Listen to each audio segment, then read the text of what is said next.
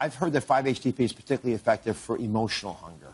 Absolutely, and I agree with Dr. Bruner. There are so many different reasons for people to gain weight.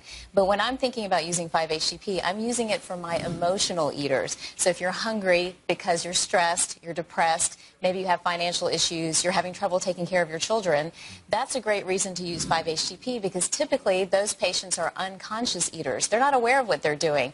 There are other triggers for their eating, and they're eating for many other reasons. So 5-HTP works because it boosts serotonin, and it really helps to stabilize both mood and appetite. And Pino, how do you compare 5-HTP to all the other appetite suppressants that are out there? Well, I think the most significant and primary thing is just research showing how effective it is. You know, with other appetite suppressants, they'll have other ingredients or fillers that can either make you sleepy or just not feel so great because most of the appetite suppressants on the market are stimulants. Yeah, and does it also give you other side benefits? And I'm asking this in context of the reality that folks fall off their diet and then begin to get mad at themselves, and they sort of spiral downhill. Yeah, it does have other positive benefits. You know, one of the main things that it does elevate their mood, and so it helps them sleep better. So it's this nice cycle so that you're getting better quality sleep, you can make better food choices in the morning, and then you're just feeling better. So again, it all works together, so it's really nice. So all three of you recommend and use 5-HTP in your practice? Mm-hmm. That's correct, yes. So let's go through, if we can, some of the results you've seen. Dr. Bhatia, why don't you go first? The take-home message for me about 5-HTP and when I choose to use it is for, again, those emotional eaters. And the results we typically see are an average of about 10 pounds of weight loss over a 12-week period of time. But I always reinforce to my patients, this is slow weight loss. It's about a half a pound to a pound a week.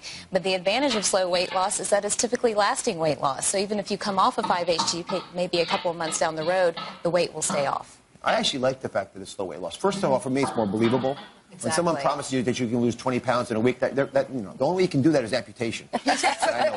It's not possible. Yeah, I mean, it just doesn't last. And then if you're going to yo-yo, which sometimes happens, you'll come back just as fast as you went down. Right. So the idea of losing a pound a week, which is, again, what we're seeing in the trials, what you're seeing in your clinical practice, is very, very reassuring to me. The other thing that I've noticed is looking at the literature on this is that in one large study, they looked at women, and they looked at specifically how many fewer carbs they ate. It was a dramatic shift without even trying.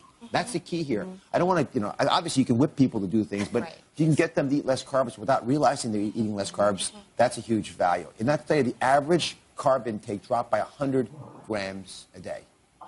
Now, a lot of you don't know what 100 grams of carbs are like, but let me just bring it alive for you. Here's an idea of what that actually looks like. These are, 4 donuts are 100 grams of carbs. How many of you had a donut today before you came to the show? They're not no one's honest. Well, no one had 4 donuts, I hope, but over the course of your day, you'll have that many carbs. 8 slices of bread is 100 carbs. And again, think about that broken over the many different ways you get your carbs, not just through slices of bread and 2.5 cups of ice cream, which people do have.